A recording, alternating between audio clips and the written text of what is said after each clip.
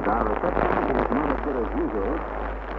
Cyclone Tracy has put our relay station in Darwin, Northern Australia, off the air for the time being. We are now broadcasting direct from our originating transmitter at Shepparton in the state of Victoria, and this is the reason for our slightly weaker signal. Breakfast with Peter Evans in 7.5 minutes.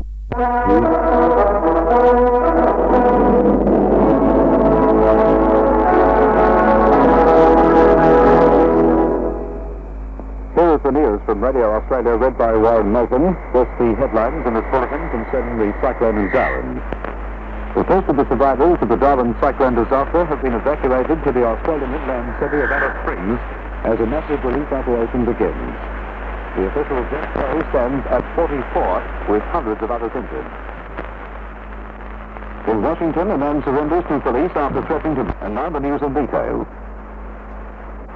The first people to leave the cyclone-lashed North Australian city of Darwin since yesterday's disaster have arrived in the inland city of Alice Springs as a massive relief operation gets underway.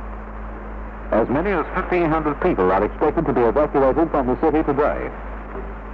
A naval task force of 7 ships will leave Sydney today and tomorrow with aid and emergency equipment for the devastated city. The ships include the aircraft carrier Melbourne, with more than 100 tons of food and other supplies. Air Force planes are preparing to airlift more supplies and tents, tarpaulins and blood plasma to the stricken city.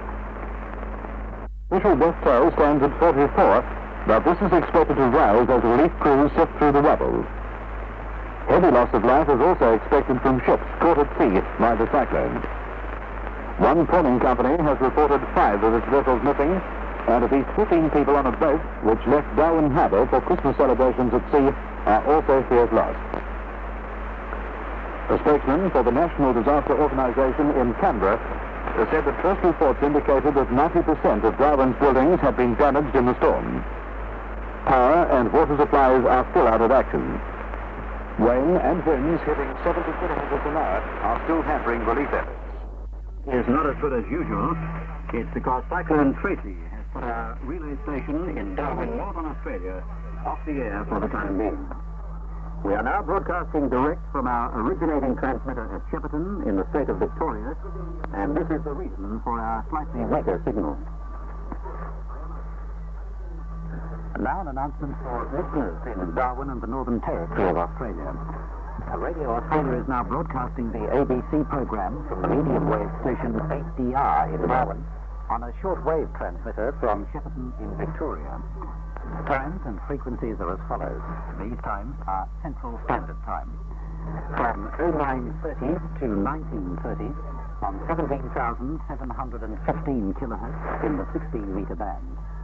From 1940 to 03 hours on 9,550 kilohertz in the 31-meter band, and from 0330 to 0920 on 11,810 kilohertz in the 25-meter band. Those times were Central Standard Time. Radio Australia Melbourne, it's 2013 Australian Eastern Time. For thousands of years before Europeans...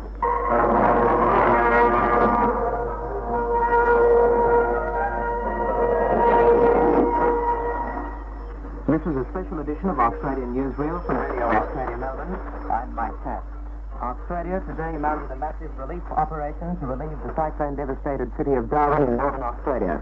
Large-scale evacuation got underway in the wake of Cyclone Tracy, which yesterday wiped out 90% of Darwin and killed at least 44 people. Some observers are already describing it as the worst natural disaster ever to hit Australia. One of the first evacuees from Darwin was Mrs. Donna Humphrey, who was flown to Alice Springs in central Australia last night. She talks today with reporter Jeff Terry. Mrs. Humphrey, could you describe the scene in Darwin as the cyclone hit yesterday? Well, I don't think many people were able to get outside. It was very dark. It was late at night. The main storm didn't hit till about 1:30. And the winds were absolutely tremendous. So I don't think people really thought that it was really going to be like as bad as it was. I don't expect it to be so bad. How extensive was the devastation around your home? I'd say there's virtually 95%. And what damage was done to your home? We've got a couple of walls standing, and that would be about all. Nothing much else. Total destruction all around.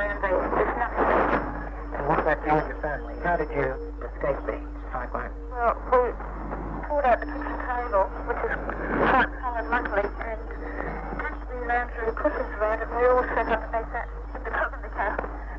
How many of you were there? 2 adults, 2 children. How long did you have to lie there?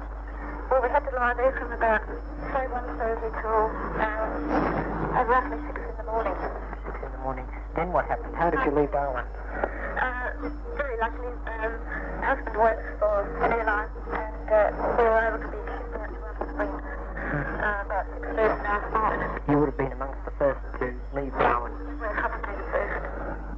Late this afternoon, the acting Prime Minister of Australia, Dr. Cairns, arrived in Darwin with his wife for a first-hand look at the damage caused by Cyclone Tracy. On his arrival, Dr. Cairns spoke with George Smith. Well, I think it's just unbelievable. I've heard how completely devastated the area was, but I never imagined it would be like this. Do you think the people down south are really aware of what No, they're not aware. It's impossible to understand. Even when you see it, you just can't believe that it's true. What will the Australian government be doing?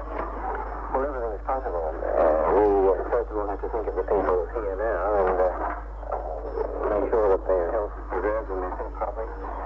That's the first requirement. What's the evacuation time? I don't know that yet. No, we can't say that yet. It's going to be high.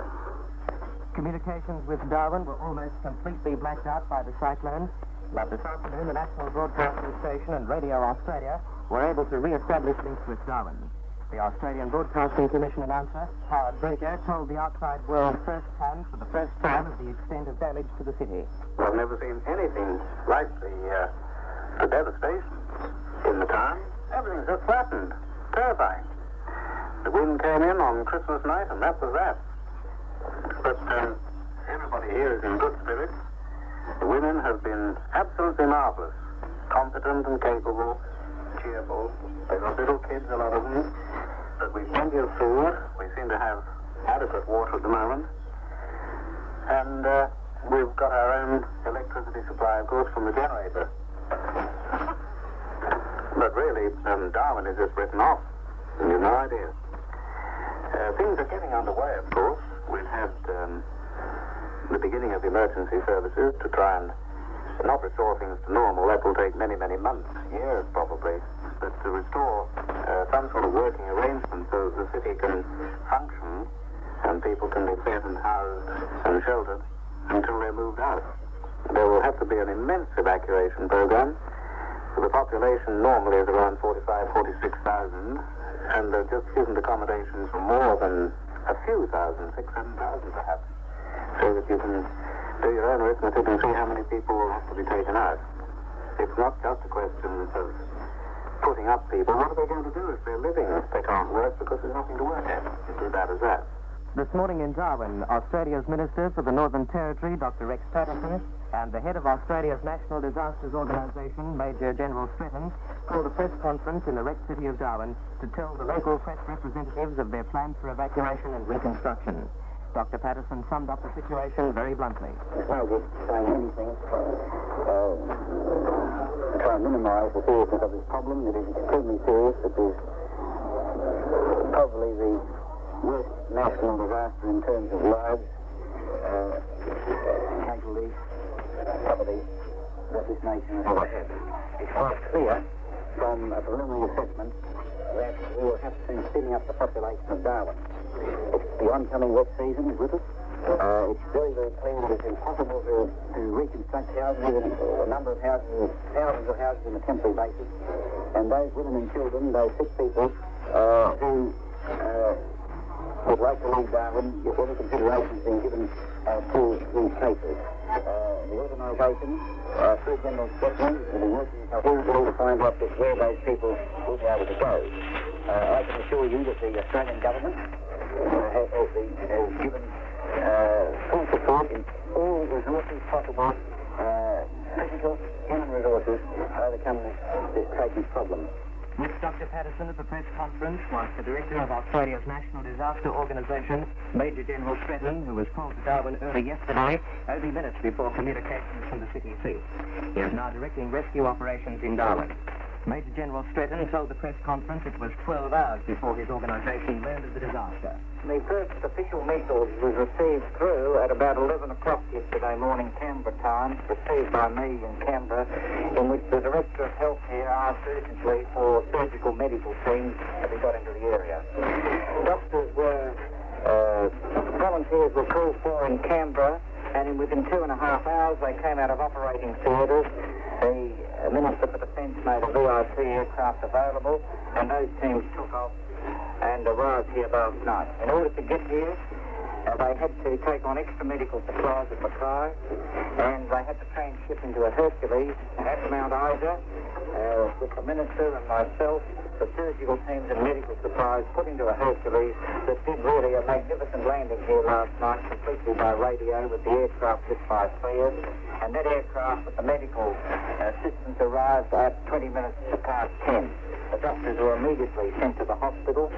At the same time, the same aircraft, which was fitted for casualty evacuation with RAF doctors and fitted out for casualty evacuation, took in the most urgent cases from the hospital, and at 4 o'clock this morning, a plane load full of seriously injured was flown out to Sydney. In the meanwhile, that Hercules is flown in with canvas and communications equipment that's required by the Air Force. The canvas is being used to set up shelters here. That Hercules is backloading at the moment, together with the TAA Friendship. They were both due to take off at 10 o'clock, and they were released by me. In fact, that's about 10 o'clock in the conference room. They are full of, first priority was given to people from the hospital to give us more bed space. These are people that can sit up, and they have been thrown out of the area. I understand both those planes were full. It's obviously going to be a long time before things can be restored to normal.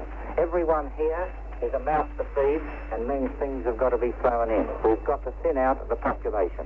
Last night I alerted the National Emergency Operations Centre to look at the question of taking over army camps, etc., where the people who had no relatives could go to. On the evacuation, we're setting up at the RAF base a shelter for some hundreds of people. There'll be a priority basis for people going out, and that will be strictly adhered to. It will be on the basis, of course, of people like anyone that's ill, pregnant women, babies and children going first. Every passenger going out is going to be limited to 50 pounds of luggage. No more will be got on the aircraft. Those passengers will be flown to relatives if they have them in their home state. If not, they will go into the shelters that we will be setting up in the capital cities. That is being organised at this point of time. It is essential that every plane that leaves here is full. It is essential that when the Navy get here, that there be a further evacuation by sea. I might also say that when the armed forces were put on the alert, the people like the Army were moving emergency rations to airfield, and those fly in. As I say, the first lot of it's arrived, and that's continuingly to be built up. That's rations, medical supplies, shelter, field cooking kits, urgent medical stores. All this is being organised by the National Emergency Operations Centre in conjunction with the armed services, and that response is already happening.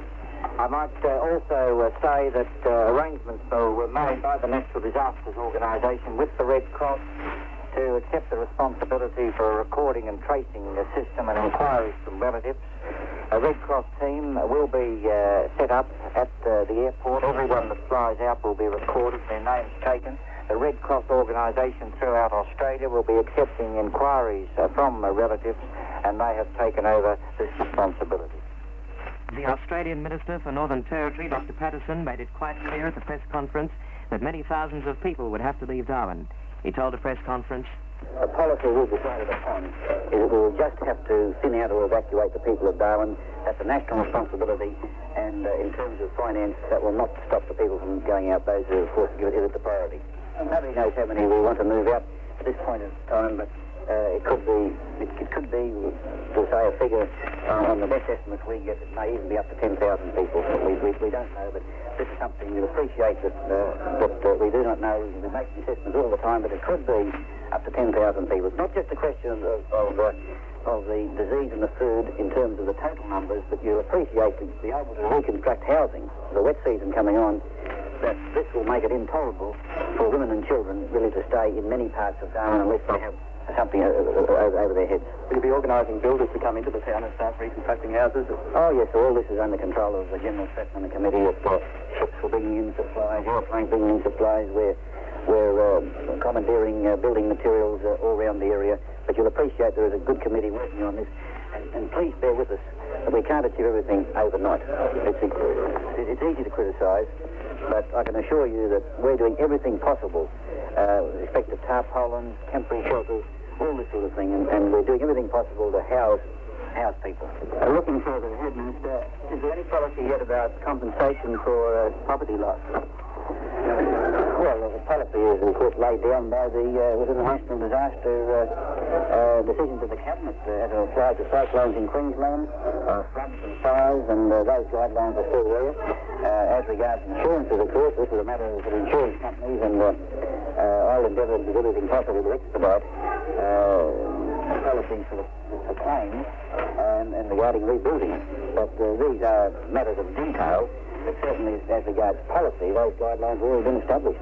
There is money at this stage in an emergency fund for this. Oh, yes, I mean, there is, guidelines laid down and that money is there.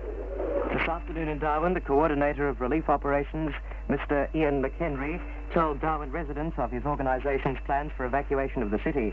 He talked with Australian newsreel reporter Ian Marshall. Mr. McHenry, what do people do if they want to leave Darwin? We're in the process of organising a number of airlifts to move people out of the territory. We'll be concentrating on moving women and children in the first instance, and that's the whole family unit of women and children. And we'll be asking the men if they'll stay on for a little while so that we can give others the priority. Should there be, however, any other people who are sick or infirm or in need of movement, they'll be taken care of. Now, what we're going to do is to establish this afternoon at a number of points around the city, and probably at the high schools and some of the primary schools that are still okay, teams who will interview people, get their names and their addresses, the ages of their children, and the places that they want to be evacuated to. As a second stage, then, we'll sort out some priorities, and as aircraft come in, there'll be buses provided to take people from the nominated points and to move them to the airport. Now, as another service, we're hoping to be able to get messages to people. The Red Cross members of the team will be doing this, messages to the relatives of people down south, so that arrangements can be made for people to be met when they arrive at their particular destination. This afternoon in the national capital, Canberra, Australia's Minister for Defence, Mr. Barnard, called a press conference to discuss the current position in Darwin. Mr. Barnard referred specifically to the need to evacuate people from the cyclone-damaged city. I have now been informed by a message from Major General Stratton that a large-scale reduction of the population of Darwin will be necessary because of the devastation of housing and the serious damage that has been done to facilities in the area. A possible need to evacuate 10,000 people has been mentioned. Because of the local difficulties in obtaining firm assessments on this matter, it is difficult to confirm these numbers. I have instructed the Natural Disasters Organisation and the Defence Force to proceed with planning on the assumption that this figure is correct. The latest figures on casualties available to me are that there are 40 dead and 112 injured were admitted to hospital on the 25th of December. This figure of casualties, actually at Darwin, will be reduced, of course, as a result of some of the evacuation of some of the casualties to Brisbane and other places. The Royal Australian Air Force Hercules medical evacuation aircraft, which went to Darwin yesterday, has actually arrived back in Sydney carrying 18 casualties. A working party comprising representatives of several Australian government departments is now developing a plan to evacuate people from Darwin at a rate which will be limited only by the needs specified by the authorities in Darwin and by our capacity to organise air transport as well as to accommodate these people in the States. A short time ago, I received an offer from the United States Embassy to make available a C-141 Starlifter aircraft for the United States Air Force, and I have gratefully accepted the offer. That aircraft will arrive at the RAAF base in Richmond this afternoon. As well as this, the New Zealand government has offered to make available a C-130 Hercules aircraft to the New Zealand Air Force, and I've also accepted that offer. Meanwhile, in Darwin, every effort is being made to restore normal water, power, sanitary and food services for the local population. As thousands of people make do with temporary shelter, the coordinator of relief operations, Mr. Ian McHenry, talked about the city's problems with Australian newsreel reporter Ian Marshall. There'll be limited water supplies available, I think, within 2 to 3 days, and then efforts will be made to step up the water availability after that time. The problem is that so many hydrants have been knocked over and so many of the outlets have been damaged that it's not possible to turn the water back on in a bulk supply. But progressively, people in Tracy will be working on those tasks so that we get back to something of a normal situation. As the water is progressively restored, of course, sewage will become more available. I just stress that hygiene, particularly at this stage, is terribly important. Is there any need for people to turn up for any kind of injections, any inoculations, that kind of thing, typhoid, etc.? I know that inoculations have been started at the hospital for a range of illnesses, and these will be gradually extended to the school centres that have been established. There'll be health teams moving out into those areas to do injections on the spot. They are available now at the Darwin Hospital. Do you want the public to help in the cleaning up operation? Yes. Certainly, as members of the family are moved out, there'll be a lot of men who will be available, I think, to assist with some of the clean-up work. We're at the early stages of having done that with the roads. They're fairly clear now. But if people would like to help, I know that the City Council are getting a refuse collection unit going. That's particularly for spoiled foods that may be around the suburbs or other rubbish that's built up over the last few days. And anybody who'd like to go along and help with those units, their services would be most welcome. And that's all in this special edition of Australian Newsreel from Radio Australia, Melbourne. This is Mike Tass.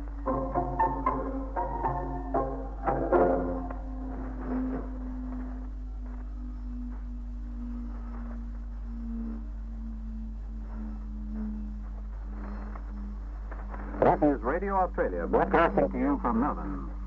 Here is a special announcement.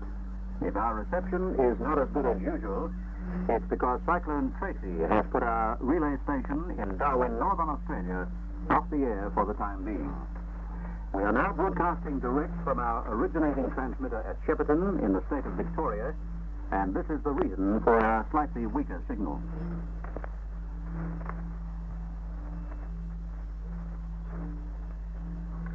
It's 20:51 Australian Eastern Time, and because of that special edition of Australian Newsreel, our concert hall program is rather shorter than usual.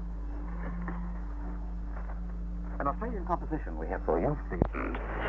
This evening, at least 2,000 women and children were waiting at Darwin Airport to be airlifted south. As the situation developed, Major General Stretton urgently telephoned Canberra requesting aircraft for these people and another 5,000 tomorrow. Later, Major General Stretton made a special broadcast to the Darwin people over ABC radio.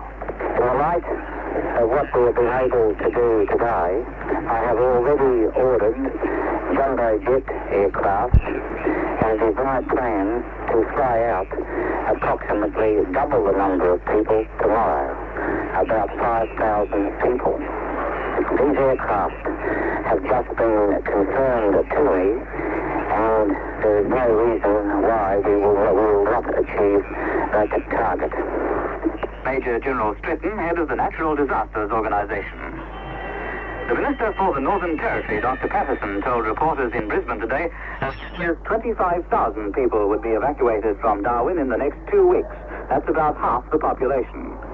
In a statement issued in Canberra tonight, the Minister for Defence, Mr. Barnard, said the major effort in Darwin today had been towards the restoration of the water supply, electricity and sewerage, as well as dealing with essential matters such as health, sanitation, food, transport and evacuation.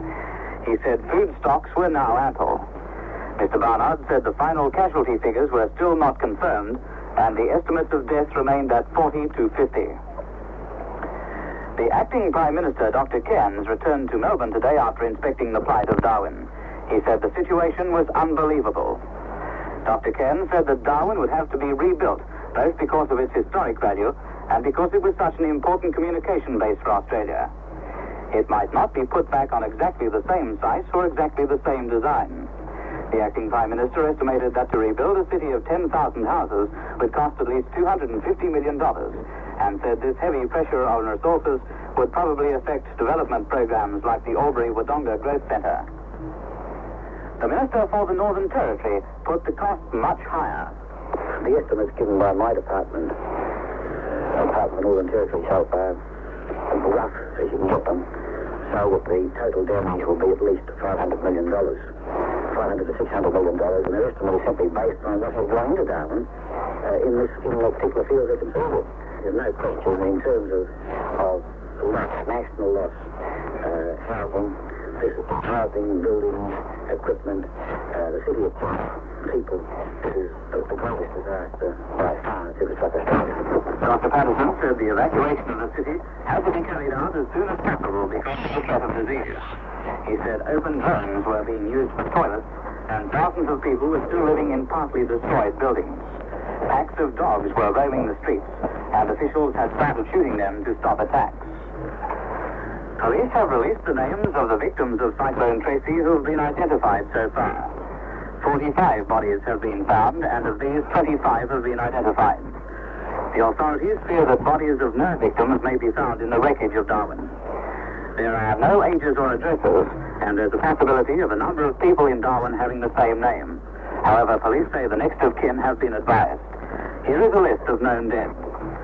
Lisa Caron Arden, Dorothy Bloomfield, Cecil Henry Bonner, Andrew Mark Brune, Major Bungan, alias Bulger Wallenblink, Louisa Fanny Butler, Susan Rose Clark, Ada Dewar, Mr. Fenton, no Christian name given for Mr. Fenton, Raymond Hampton, Don Hoff, Michael John Knox, Leon Ing, Dr. Paul Alistair Mecklin, Billy Muir, Cherry Leonie Rose Stevenson, Kylie Jane Stevenson, Richard Thompson, Shirley Wink, Kenneth Scott Wheatley, Kelly Linda Williams, Molly Williams, Jennifer Ann Wood, Koji Yoshida, FYCU. The dead include 3 babies and 5 young children. The names of 2 sailors killed when the magazine of the patrol boat HMAS Arrow exploded when she was battered against the wharf have been previously released. They were Petty Officer L.K. Catton of Port Adelaide and Able Seaman R. Rennie of Mount Gambier. A number of the injured who have been thrown out of Darwin are seriously hurt. In issuing the list of dead, the Northern Territory Commissioner of Police said it had been compiled to the best of his ability, but he did not rule out the possibility that there might be changes later. Almost every survivor leaving Darwin has a graphic story of the nightmare in the midst of a vicious cyclone which struck on Christmas morning. One of those who got out was asked in Melbourne why she'd left Darwin. Because my baby's safe, and I just have to get out. How old is the baby? 5 days. So it was born virtually as it all happened. No, it was born just, it was 3 days old, and I got released from the hospital to be home with the rest of my family for Christmas. And we had everybody over and opened our presents, and we got in the closet, and the baby got hit in his break, and we were trapped under a line all night. My husband's leg was crushed, and the baby was hurt real bad, and he actually was in the rain all night. We got to his dead twice, she came through, and we just have to get out. That's all. There's nothing in our house, and there's nothing left in it. It's just flat. The downstairs is all right, because everything's still. All the walls are in, and we got into a crack on the way to South School. I don't know how we're going to do it. Look at it now. There's just nothing. I don't even know how we're going to. I don't even. A whole wall is on top of it. And I couldn't even find it. We just got power for that. The Prime Minister, Mr. Whitlam, is now flying to Alice Springs by military aircraft after arriving in Perth a short while ago. Mr. Whitlam interrupted his European tour to visit Darwin. He will stay overnight in Alice Springs and go on to Darwin early tomorrow morning, where he will spend all day in the devastated city. The administrator of the Northern Territory, Mr. John Nelson, today made his first broadcast to the people of Darwin.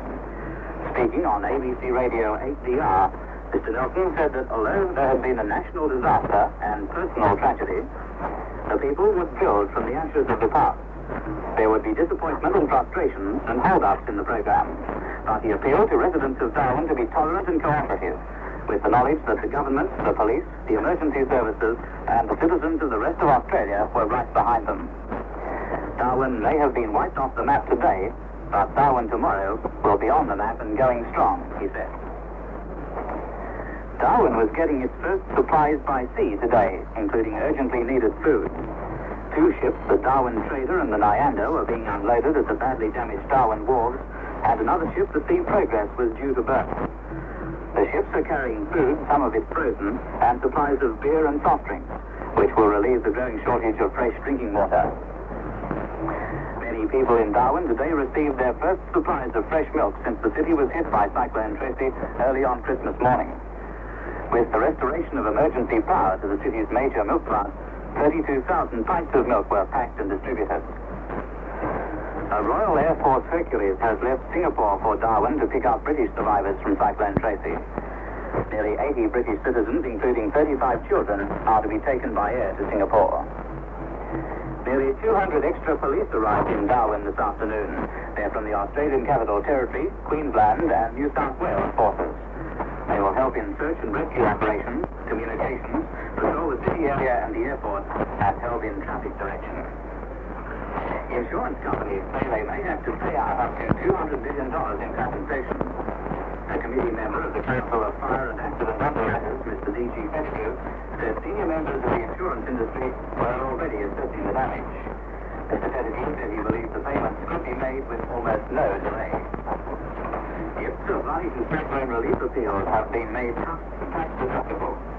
The Commissioner of Taxation, Sir Edward Kane, said in Canberra that people seeking relief funds should make arrangements with the Taxation Department. Now, in other news, President Thieu of South Vietnam said today that communist forces had launched an offensive throughout the country. He described the military situation as very serious. The president was speaking shortly after the fall of the district capital on Don Luan, about 90 kilometers north of Saigon. Cricket. Australia has made 63 runs without loss in reply to England's first innings of 242 in the third test match at Melbourne today. Rain and bad light stopped play early. Now repeating that the number of people evacuated from Darwin today is expected to be about 500 below the target of 3,000. However, the extra planes, including 2 jumbo jets, are being pressed into service, and the number to be brought out tomorrow is expected to be doubled at 5,000. The Minister for the Northern Territory, Dr. Patterson, says he expects as many as 25,000 people to be evacuated from Darwin in the next 2 weeks. The names of the victims of the cyclone so far identified have been released. And then 19 minutes to 6, and the Darwin news now from HDR. The airlift of cyclone refugees from Darwin, already the biggest in Australia's history, is to be doubled tomorrow. Efforts are to be made to fly 5,000 people, mainly women and children, to southern capitals during the day. The Director General of the Natural Disaster Organization, Major General Stretton, announced the decision in Darwin this afternoon. A shortage of aircraft today prevented a target of 3,000 evacuees for the day from being reached. General Stretton said about 2,500 people would have been moved by air by this evening. The Darwin airport was closed to further evacuees late this afternoon so that a bottleneck of refugees awaiting aircraft could be cleared. General Stretton said he had ordered 2 available jumbo jets for tomorrow's effort to double the rate of evacuation. General Stretton today called for calm following rumors of an outbreak of dysentery at the crowded Casuarina High School. He said the rumors were false and the situation could have got out of hand if the alarm caused by them had not been quelled. About 3,000 people were living at the Casuarina High School earlier today. General Stretton said people awaiting evacuation should remain calm. They should not move until they were officially called forward by evacuation officials. If there were panic, the evacuation target would not be reached. General Stretton said authorities in Darwin were capable of meeting tomorrow's target now that enough planes would be available. The official death toll from Darwin cyclone remained at 45 late today. The intensive search for bodies continued throughout the day in the debris of wrecked buildings and in the wrecks of ships in the harbor. However, a new body count was not available a short time ago. A group of senior ministers of the Australian government arrived in Darwin today for a first-hand look at the prospects of rebuilding the cyclone-damaged city. The Prime Minister, Mr. Whitlam, will arrive in Darwin early tomorrow morning. The ministers who arrived today were the Attorney General, Senator Murphy, the Minister for Housing and Construction, Mr. Johnson, the Minister for Health, Dr. Everingham, the Minister for the Media, Senator Doug McClellan, and the Minister for Repatriation and Compensation, Senator Wheeldon. A number of departmental and media organization representatives, including the General Manager of the ABC, Mr. Duck Manton, were also aboard the RAAF VIP flight. The ministers are to gather information for a special cabinet meeting on the Darwin disaster to be held on The Post Office is accepting letters from Darwin and from Darwin evacuees without charge for delivery anywhere in Australia. This has been announced by the Postmaster General, Senator Bishop, and the Director of Posts and Telegraphs for South Australia and the Northern Territory, Mr. A.H. Kay. They said letters and telegrams could be sent to and from Darwin, but very few could be delivered there. They could be picked up at the Darwin Post Office. Darwin people could make trunk calls from the Post Office, but only a limited number of private houses and offices could be connected for incoming calls. They said the first letters from Darwin since the disaster were already being delivered in capital cities throughout Australia, and there would be special deliveries on the weekends and on holidays. And that ends the news from the ABC. We'll have news again at 6:30. It's now 5:45 from 8DR in Darwin. And I think we'll have a little more music. Just simmer down a bit, and by and by we'll make any more announcements as they come to hand. Things have quietened down a bit, haven't they? That's good. After the rush first thing this morning, after yesterday's big efforts, and then this morning things getting underway, the women and kids getting off. That's great. So, a spot of music, first of all, from the old Pete Fountain. This is the celebrated Tiger Rag.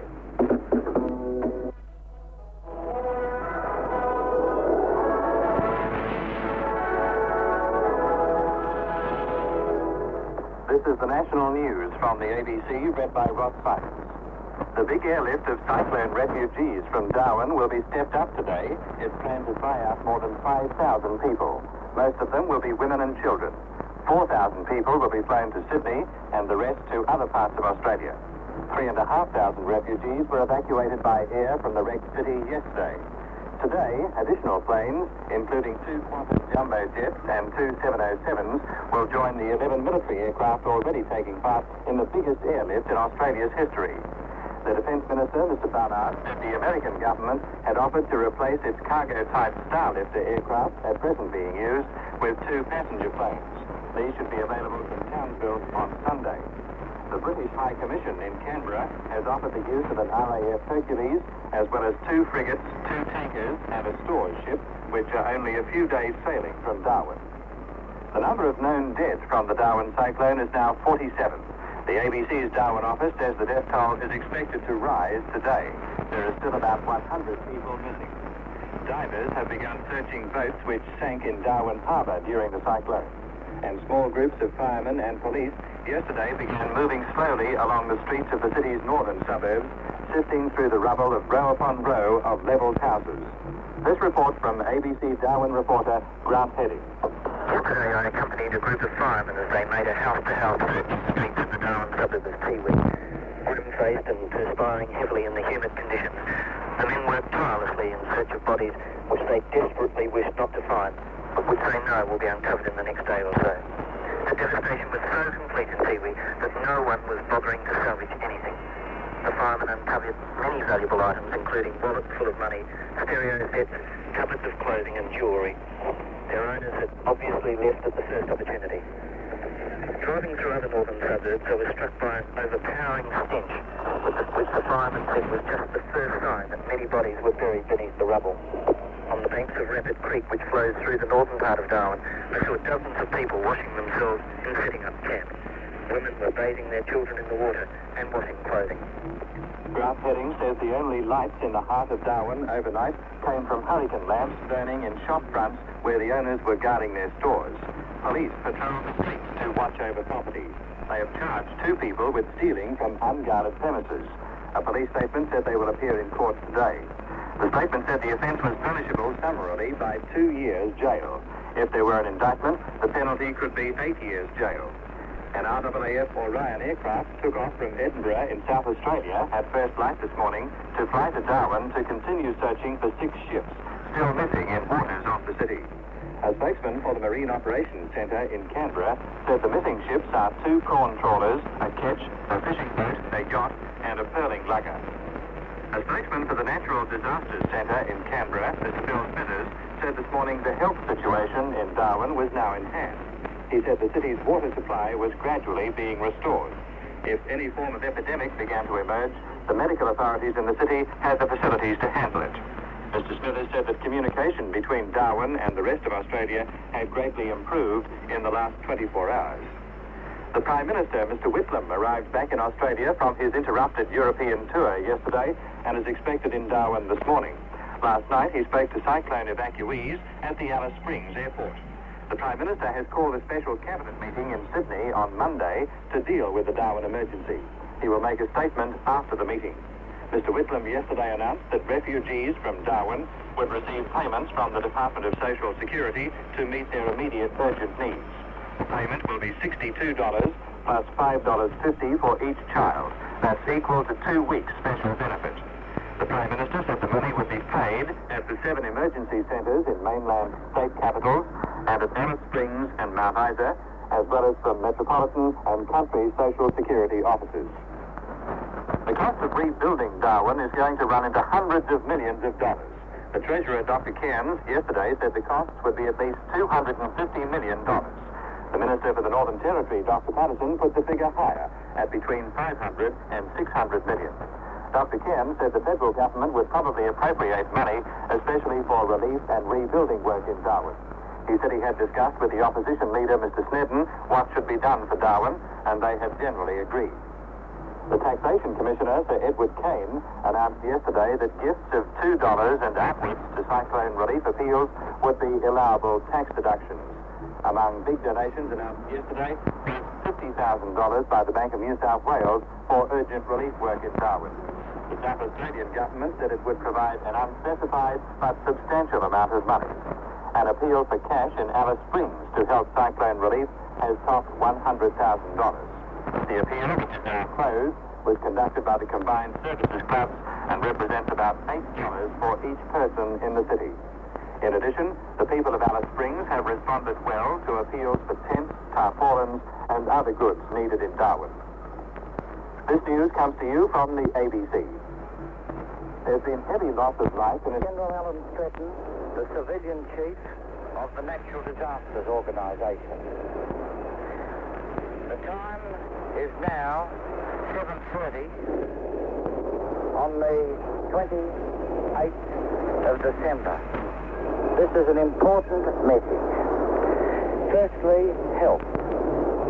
I can assure you that the health measures up to date have resulted in an improvement in the possibility of any deterioration in health. The health is good. We still have a capacity at the hospital. There has been no outbreak of any sort of disease. Please cooperate by doing all the things that you're going to be told to do from the Department of Health as it comes over the air. We must stop rumours. There were rumours yesterday of a breakdown in health, and there was some panic. If there's any breakdown in health, you will be informed by me over this radio. There are rumours about the police shooting people, when in fact it was Tiger Brennan probably shooting the dogs. Please don't take any notice of these rumours. I promise you, and I must do this by own credibility, that you will be informed and I will not conceal from you anything that is going on. Now, today, we are trying to move out of Darwin 6,000 people in the largest airlift ever attempted in one day by Australia in either peace or war. This is more than double the number that went out yesterday. I have arranged, with the help of the government, to requisition jumbo aircraft. The civilian and overseas airlines have been disrupted. These are all being diverted into Darwin, and this mass evacuation will go on today. The first plane should have arrived and already taken off. In order to get these number of people out, it is important that no one moves until you are asked to. If anyone goes to the airport without being told to go there, they will not get on an aircraft and they'll be put on the bottom of the list. Now, I would like to say that last night the Australian government agreed and its purposes.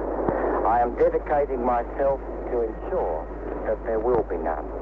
In order to achieve that, I must have your help and cooperation. Stay with me, and in a few days, this crisis will be over.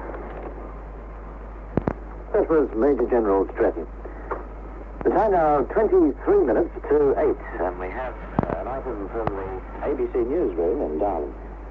The Prime Minister, Mr. Gough Whitlam, spoke to Darwin cyclone evacuees at the Alice Springs Airport last night during a stopover on his way to the stricken city. Mr. Whitlam is flying on to Darwin early this morning. The time at present is uncertain, and will spend the day in Darwin. He said he would fly to Sydney tomorrow evening and then to Darwin on Monday for a special meeting of Cabinet. The Prime Minister will spend tomorrow studying the damage and problems in Darwin and speaking to those coordinating relief operations. He said last night he first heard of the tragedy on a BBC News broadcast at 8 o'clock on Christmas morning. He's been kept informed on developments since. In Alice Springs, he spoke to some of the women and children as they arrived at the airport welfare centre on their way to Adelaide. Mr. Whitlam made a radio broadcast to officially close an appeal which raised $104,000 in Alice Springs for Darwin relief. Mr. Whitlam congratulated the people of Alice Springs on what he described as a magnificent response in only 1.5 days. He said he had seen how much the people arriving in the town appreciated the help they were being given. Although the appeal is officially closed, donations are still being received, and many clubs and organisations in Alice Springs have arranged special functions for Darwin relief. That was the special item from the ABC Darwin newsroom. You're listening to ABC Radio, 8DR in Darwin. It's 21 minutes to 8.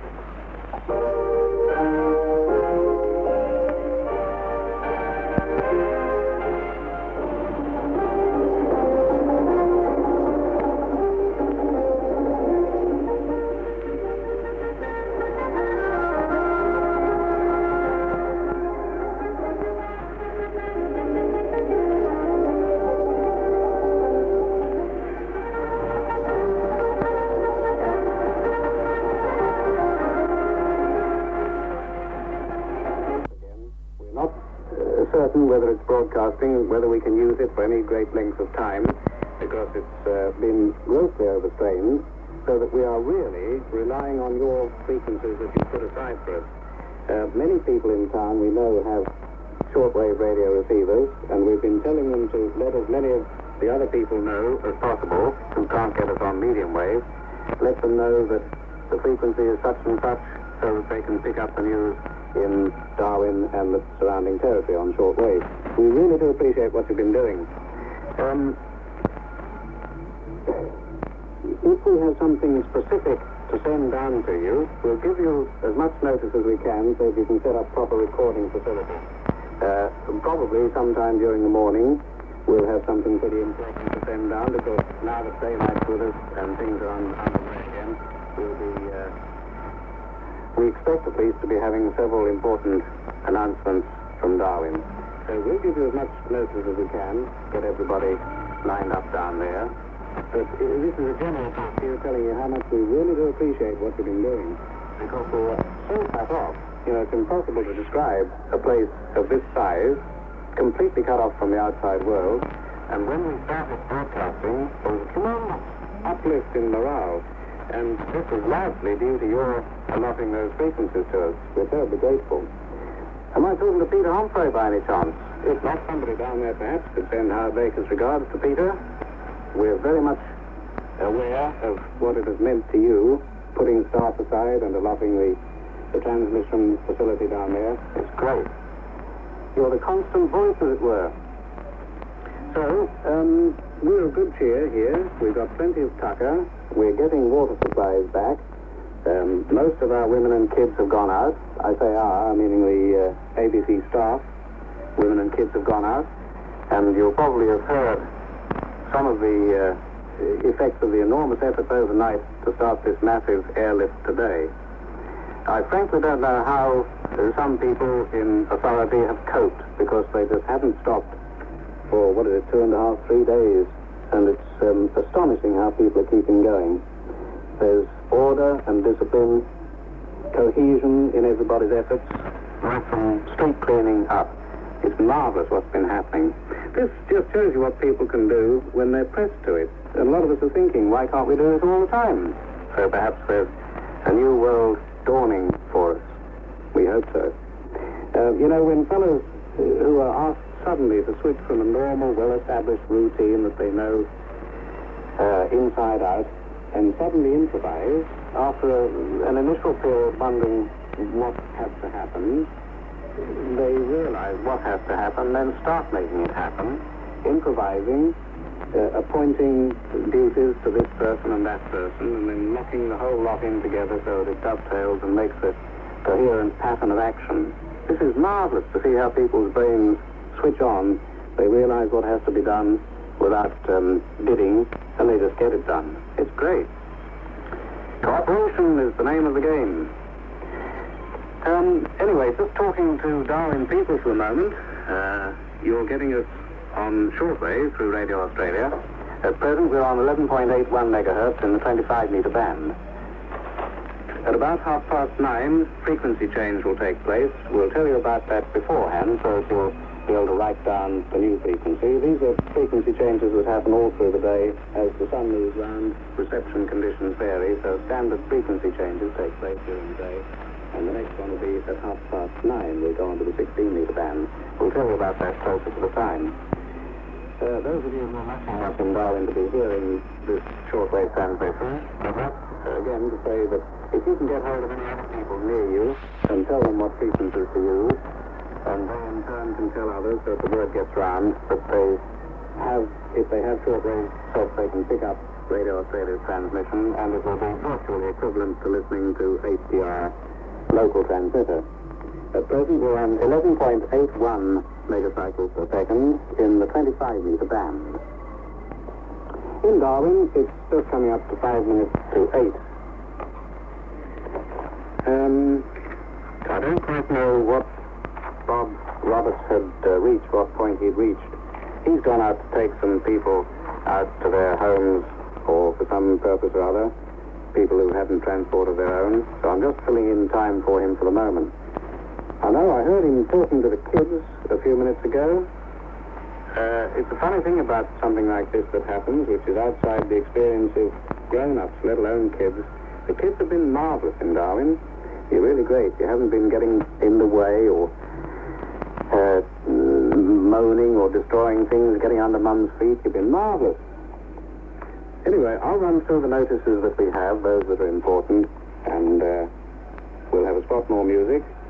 And then, I don't know, 8:30 we might be able to get a spot of news in brief from the south. I'll see how we go. I know that around about this time in the morning there are people that we're asking to get from here to there. So I'll start off with a call to members of the Lions Clubs. Advise that storage space for personal goods is available at Ramsets at Winelli. Lions Clubs members. Another call for Willie Peterson, the Darwin Aero Club engineer. I don't know if you've heard this before. Please contact Don Mitchell at the club hangar sometime this morning, as soon as you can, to assist with any urgent work for Medivacs. The manager of the Anglis Group, Mr. Peter Tarlington, asks that all employees of Anglis, including the butcher shop personnel, meet at the works at the 10 Mile on Stewart Highway at, it says 7 o'clock this morning, but I'm calling again in case some of you hadn't heard. If you work for Anglis, try and get down to the 10 Mile and make your services available. Mr. Bowen, the Administrative Officer for the Commonwealth Railways, wishes to advise that there'll be a meeting at 10 o'clock this morning at the Railways Institute. Of this urgency, I suppose, the T&G Insurance Company, Colonel Smith and Peel Streets, Their office will be open from 2 o'clock this afternoon to issue and receive fire and general insurance claim forms.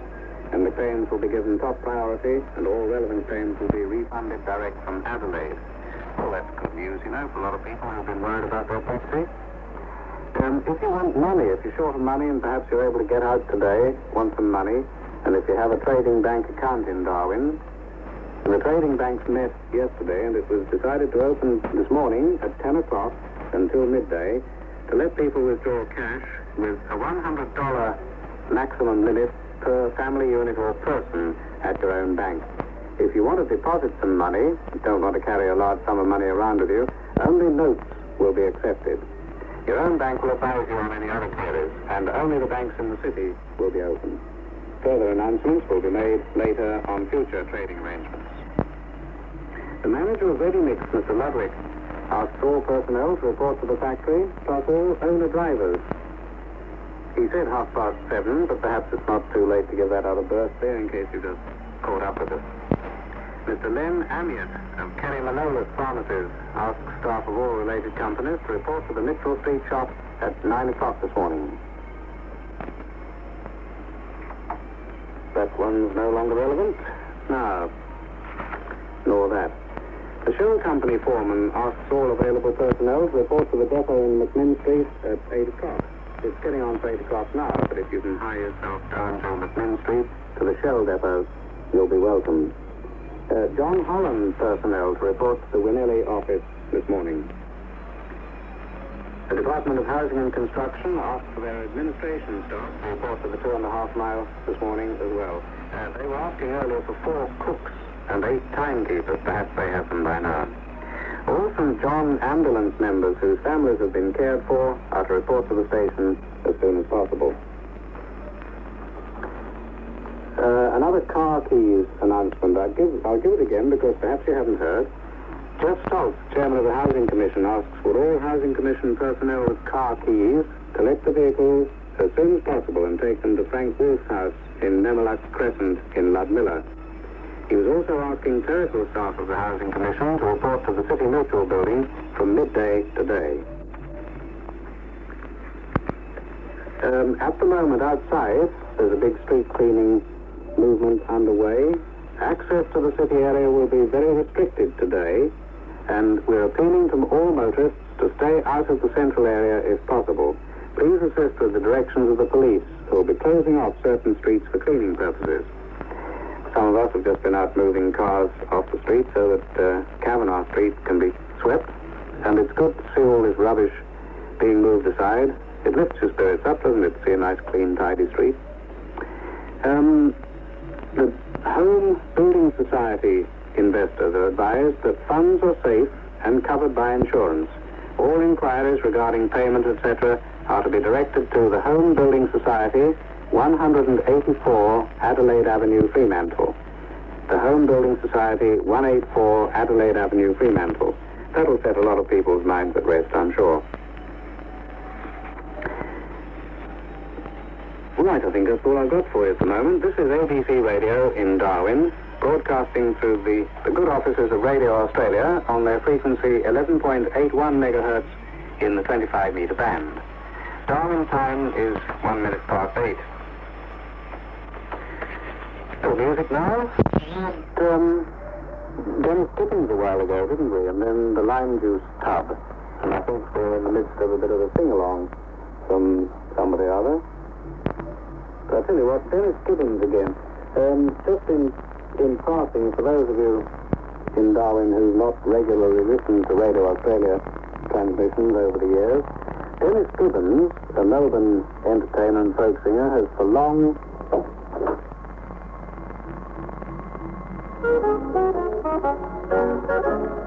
Out on the board, the old ship stands from 50 people. Yesterday, 2,500 people flew out. Today, we are moving 6,000 people out. In addition to this, there has been a large movement of people by road, possibly in the vicinity of 5,000 to 10,000. The police are giving me figures now on this. But there are still too many people in Darwin. It is still not safe for these large numbers of people to be here. And therefore, we have still got to get the population reduced. I have arranged for an emergency airlift of extra transistors and batteries. These will be arriving up here late today or tomorrow, and will be distributed to you so that you can hear the official announcement over this station. I'm happy to announce that the Prime Minister of Australia, Scott Whitlam, will be visiting Darwin this afternoon. He will be moving amongst you. I thank you all for the cooperation and the courage you have shown. Please don't believe rumours. Don't panic. Put your trust in me, and we will get everyone out of here without any loss of life whatsoever. The only loss of life are still the people. I haven't got a number from the police, but possibly 47 was the last count. They are the only loss of life caused by the cyclone. There has been no loss of life for administrative purposes. I am dedicating myself to ensure that there will be none. In order to achieve that, I must have your help and cooperation. Stay with me, and in a few days, this crisis will be over. That was Major General Stratton, in charge of the emergency operations here in Darwin. I repeat that was a recorded broadcast. He mentioned the time 7:30. It's now 8:10 Darwin time. Radio Australia will broadcast that again, perhaps half-hourly intervals, in order that as many people up here as possible can get the message. Here, from the Director of Health, is an official health broadcast, pursuant to what Major General Stratton had to say. Do not listen to rumors. The health situation in Darwin is good, and the health department have the staff and supplies to keep it that way. What the health department does need is your help. Your good health depends on your efforts. Above all, keep toilets clean and flushed. Any water will do. If you do not have a toilet, dig a pit latrine as deep as possible and see that it's covered when not in use to stop the breeding of flies. Bury or burn your garbage and rotting food and clean up as much as you can. All water that does not come from official supplies should be boiled. Health services are available at all congregation centers, such as the larger schools, and immunization is available at all of them. Typhoid immunizations are available at all these places too. You need 2 injections with a 2 weeks interval between them. You can help the health department by not spreading rumors. I repeat, the health of the people is good, and we will keep it that way. What's this? Please report on the hour, and do not broadcast health... Oh, I'm sorry, that's instructions to us, isn't it? So... I went charging on there. Hadn't realized that that's a little instruction to us in the broadcasting game. Oh, take no notice. So that message was from the Director of Health. Darwin time, 14 minutes past 8. I say again how grateful we are to Radio Australia for helping to keep us on the air. It's remarkable how many people are being able to pick up your broadcasts, and to have you as a backup like this is really appreciated, believe me. Right, 14 minutes past 8. I think we'll have a song.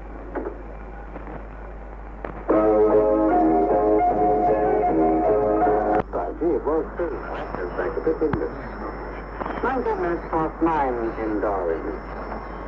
Mr. Barry Lapp, M.A.D., Vice President of the Master Builders, requires representatives of all contractors who are members of Master Builders Association to assemble in the foyer of the Civic Center at 2 o'clock this afternoon. Mr. Barry Lapp, Vice President of Master Builders, requires representatives of all contractors who are members of the Master Builders Association to assemble in the foyer of the Civic Center at 2 o'clock this afternoon. Nearly 20 minutes past 9 in Darwin. We are broadcasting presently in the 25-meter band to over Australia.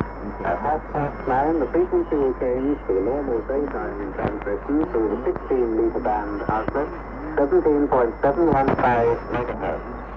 And 9:30, retune your set to 17.715 megahertz in the 16-meter band.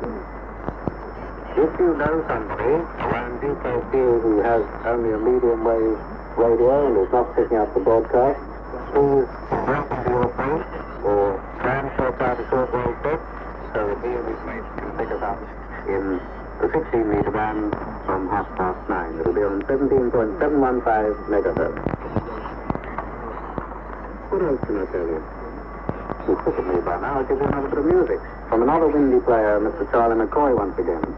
9:30.